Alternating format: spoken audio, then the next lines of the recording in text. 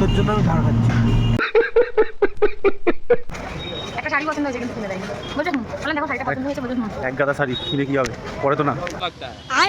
আজকে আমাদের পুরীতে ডে 3। আমরা আজকে যাচ্ছি সাইট সিনিংয়ের জন্য। ফার্স্ট আমার খুব পছন্দের একটা যেটা জায়গা সেটা হচ্ছে গোল্ডেন বিচ। আমরা এখন যাচ্ছি গোল্ডেন বিচে। চিনি তো টোটোতে বসে বেজায় খুশি, কারণ এতদিন পরও এত ভালো করে ঘুরতে পারছে, এত রিল্যাক্সে, এত সবার সাথে আনন্দ করছে। ওর কাছে এটাই সবচেয়ে বড় কিছু।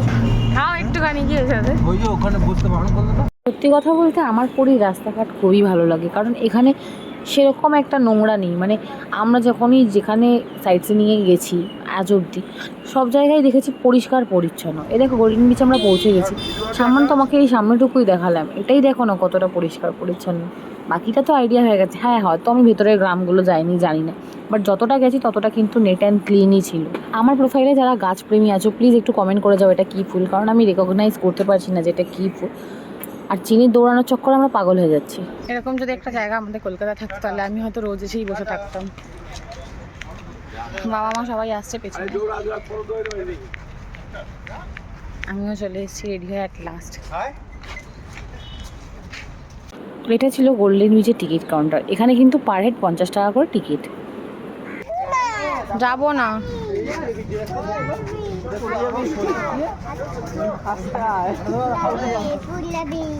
লাগবি।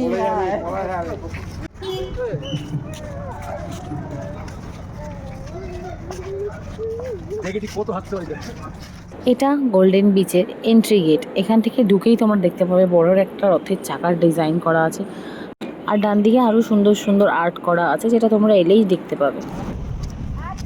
এখানে ক্যাকটাসের কত রকমের ভ্যারাইটি, এত সুন্দর ক্যাকটাসের ফুলও ফুটেছে।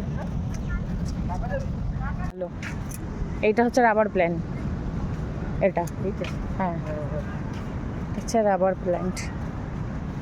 এই যে এটা, এর পাতা যত মানে নোংরা এই থাকে না বাতাস, সব পিউরিফাই করে ঘরের মধ্যে ছড়ায়। এটা ঘরে থাকা খুব ভালো। বাচ্চারা দোলনা চড়লে মানা যায় যে একটা বাচ্চা দোলনা চড়ছে, কিন্তু এইটা কি?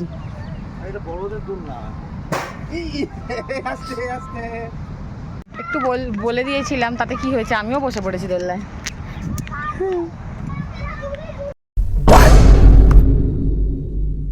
চিনি দূর থেকে দেখে আমার হাসছে।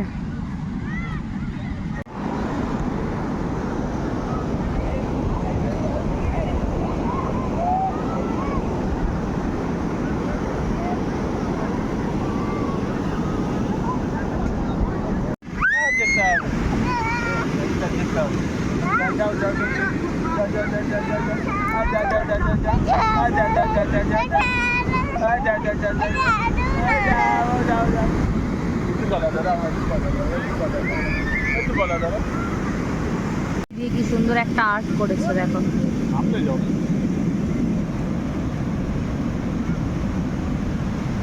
একটা বাচ্চা এরকম পাহাড়টা করেছে, করে চিনিকে বলছে কি যে দেখ কি বানিয়েছি, আয় আয় আয়, মানে নিজের দলে ওকে টানছে দুষ্টুমিটা করার জন্য।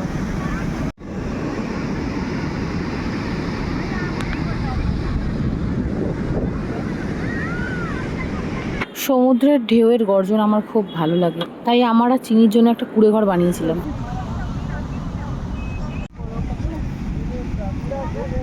এখানে এসে আমার এতটাই ঠান্ডা লেগেছে, আশা করি গলা শুনে তোমরা বুঝতেই পারছো, কারণ যতবারই আমি জলে যাচ্ছি একবার করে পা ভেজাচ্ছি।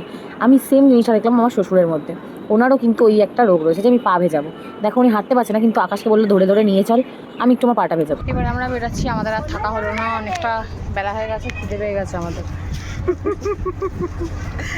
কত সমুদ্রের জল খাওয়ালো তা হলো না, এত খিদে।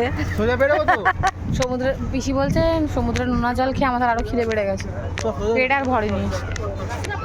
দেখা যাক খাবো, আমার খুব আইসক্রিম খেতে ইচ্ছা করছে। আমি কাকাকে বললে খিদে পাচ্ছে, আইসক্রিম খাবি? খাবো ভাই, ভালো লাগে। টোটো করে আমরা যাচ্ছি এবার বাড়ির দিকে, কারণ প্রচুর খিদে পেয়ে গেছে। ভাবলাম একটু বিচে বসে তারপরে যাবো।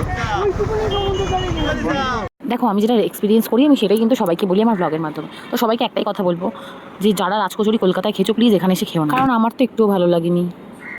আবার আলাদা আলাদা কোয়ারিজ ছিল, তাই জন্য সবার জন্য আলাদা আলাদা খাবার নিচ্ছিলাম। আমাদের নেওয়া হয়ে গেছে রাজকচুরি, এবার আমরা নেব হচ্ছে ব্রেড পকোড়া। আর এখানকার নাকি ফেমাস খুব মির্চির চপ, তো সেটাই আমরা নেব। আর মোমো নিয়েছি মায়ের জন্য, আর 1 প্লেট চাউমিন নেওয়া হয়েছে। এত বৃষ্টি এখানে হচ্ছে 2-3 দিন ধরে, চারিদিকে রাস্তা কাদা প্যাচ প্যাচ হয়ে রয়েছে। দেখো তোমরা আমরা কোন রাস্তা দিয়ে যাচ্ছি, মানে এত কাদা কিছু বলার মতো নেই। শুধুমাত্র একটা মিল্ক কেক খোঁজার জন্য, কিন্তু সেটা কোনো দোকানে আমরা পেলাম না। এসেও আমি স্বর্গদ্বারে যেতে পারিনি, কারণ বিয়ের 1 বছর হয়নি, বলে যে যেতে নেই শ্মশানে, তো যাইনি। এই বছরও যেতে পারিনি। আকাশ তাই আমাকে বাইরে দিয়ে দেখাচ্ছিল যে দেখ এটা হচ্ছে মেনলি স্বর্গদ্বার, এখানে মরাগুলো রাখা ছিল, আর একটা অলরেডি পুড়ছিল। তো সেটাই আমি বললাম তাহলে একটু ভিডিও কর, বাকি দর্শকদেরও দেখিয়ে দিই। আমার শাড়িটা খুব ভালো লাগছে। কি বলছো? একটা শাড়ি পছন্দ হয়েছে কিন্তু কিনে দেয়নি, বলছে হুম। বললাম দেখো শাড়িটা পছন্দ হয়েছে, বলছে হুম। এক গাদা শাড়ি কিনে কি হবে, পরে তো না। তো কোথাও অনুষ্ঠান বাড়িতে গেলেও তো পরা যায় না। পেয়ারা হয়েছে গন্ধ।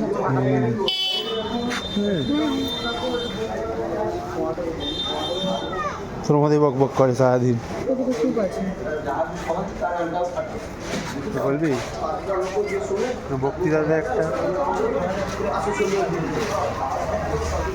অ্যাট লাস্ট আমরা মিল্ক কেকের দোকান খুঁজে পেলাম।